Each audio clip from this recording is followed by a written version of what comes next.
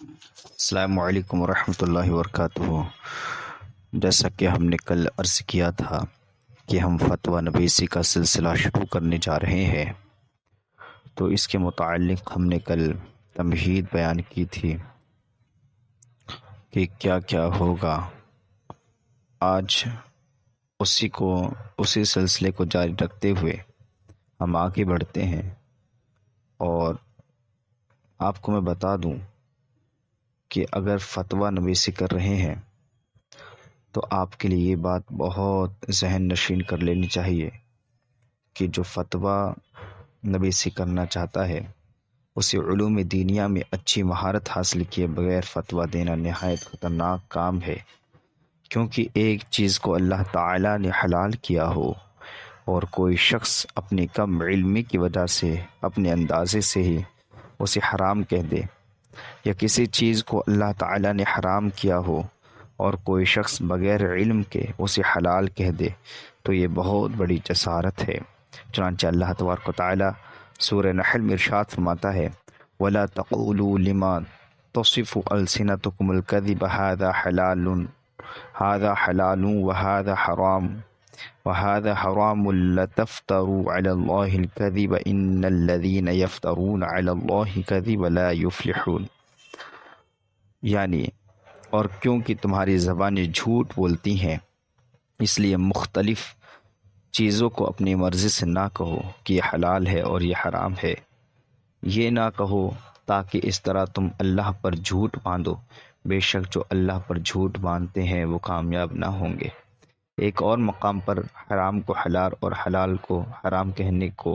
کافروں کا فعل قرار دیتے ہوئے اللہ تعالیٰ ارشاد فرماتا ہے انما النسیء زیادۃ فی الکفر یضل بہ الذین کفروا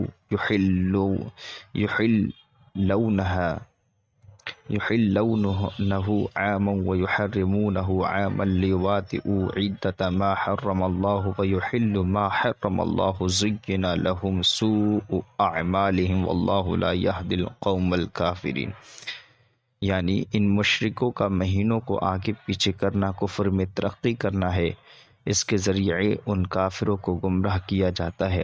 جو ایک سال کسی حرمت والے مہینے کو حلال قرار دیتے ہیں اور ایک سال اسے حرام قرار دیتے ہیں تاکہ اللہ کے حرام کیے ہوئے مہینوں کی گنتی کے مطابق ہو جائیں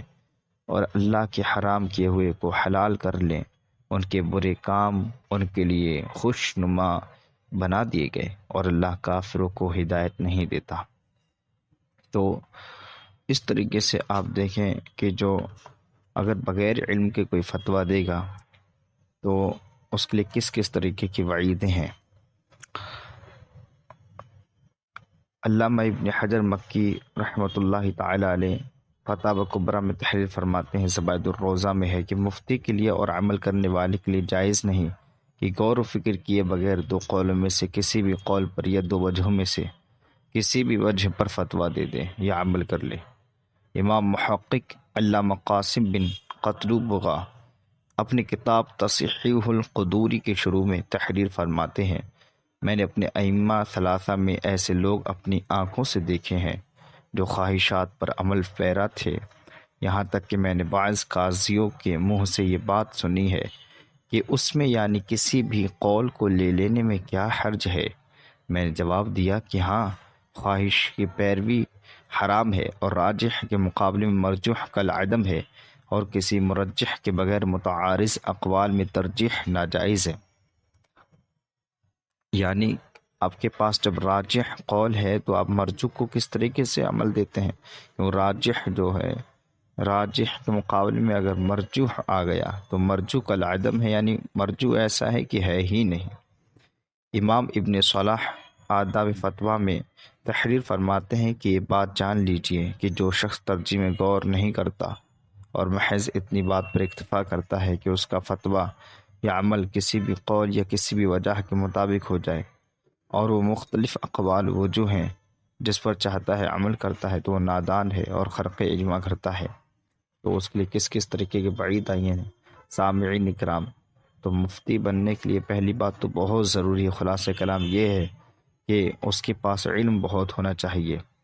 وہ جزیہ تلاش کرنا چاہتا ہو وہ مہارت تامہ رکھتا ہو فقہ میں، بہت ساری اس کو کتب فقہ میں مہارت ہو، اپنے آپ جزیہ نکالنا جانتا ہو، تو اس طریقے سے وہ فتویٰ نویسی کر سکتا ہے، ورنہ بغیر